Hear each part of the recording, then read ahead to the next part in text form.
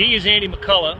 I'm Blair Kerkhoff of the Kansas City Star, and we are a couple hours away from Game 2 of the American League Division Series, Royals and Angels at Angel Stadium, 8:37 tonight Central Time.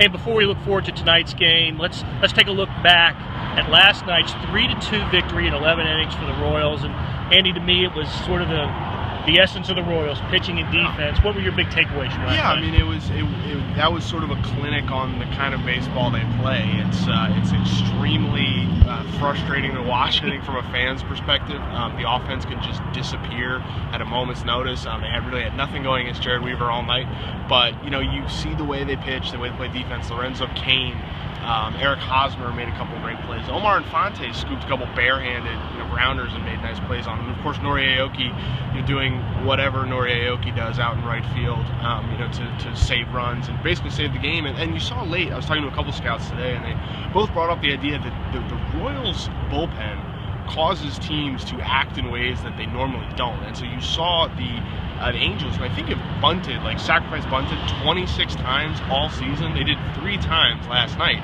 because they're playing for 1 run, and they've sort of played into the Royals' hands by giving, Wade Davis an out, giving Brandon Finnegan an out, getting in these situations. And so, the Royals now have the advantage going back to Kansas City, which is pretty interesting.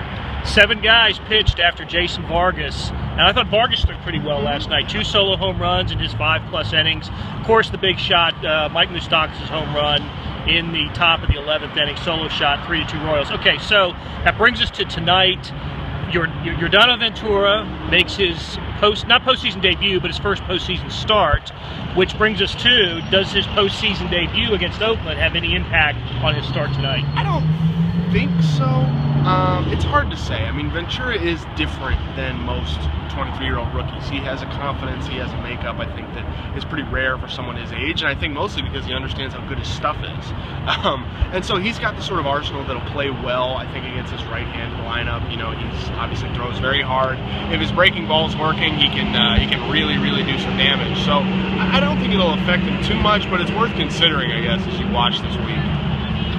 All right, follow the coverage. Read this guy and everybody else from the Kansas City Star who's in Anaheim in the print editions of the Kansas City Star and online at kansascity.com.